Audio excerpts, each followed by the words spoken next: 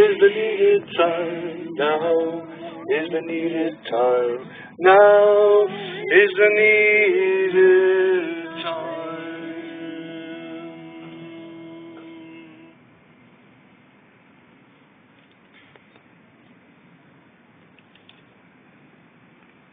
Tom Moline.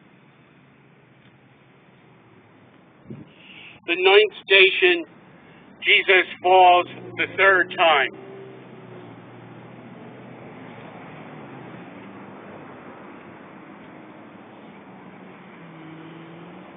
April 4th, 1967. Exactly 1 year before his assassination, Dr. King spoke in New York City at Riverside Church. He condemned the war in Vietnam, calling the U.S. government the greatest purveyor of violence in the world today, and drew a connection to the war and its domestic fallout, the impoverishment of people in this country, the export of racism, and an arrogant belief in the absolute rightness of U.S. policy around the world.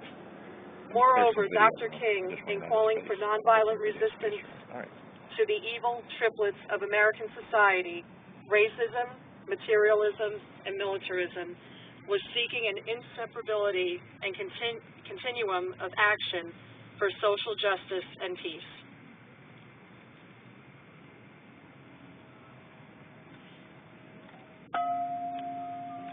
By the cross and resurrection, by Jesus' witness to truth, by Jesus' passion and death,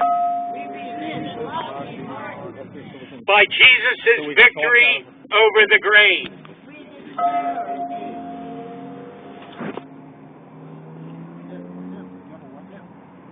The 10th station, Jesus is stripped of his garments.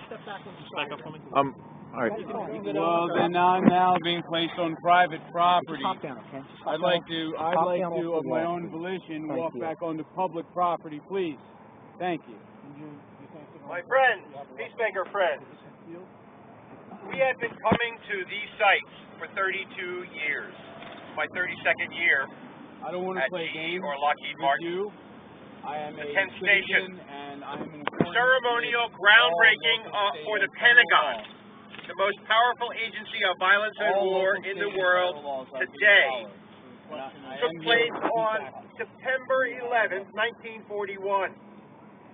60 years, almost to the minute, before American Airlines Flight 77 arrowed into the side of the building that faces the Arlington National Cemetery.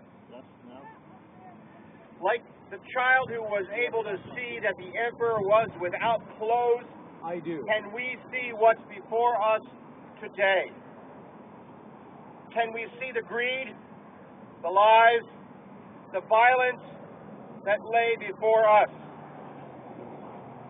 Can we see the illusions of security that come from making war?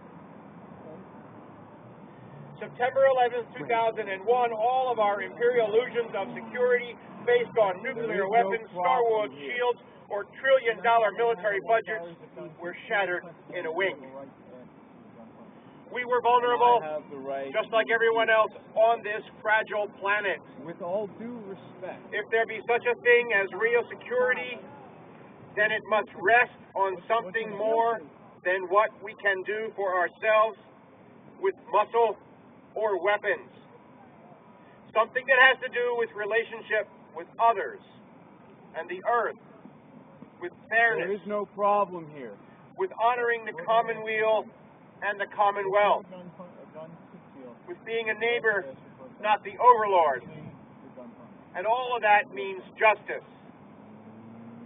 How can we restore our suffering society and crippled economy, our war-weary world, our slaughtered environment? Can we really face with weapons and militarism the realities of climate change chaos?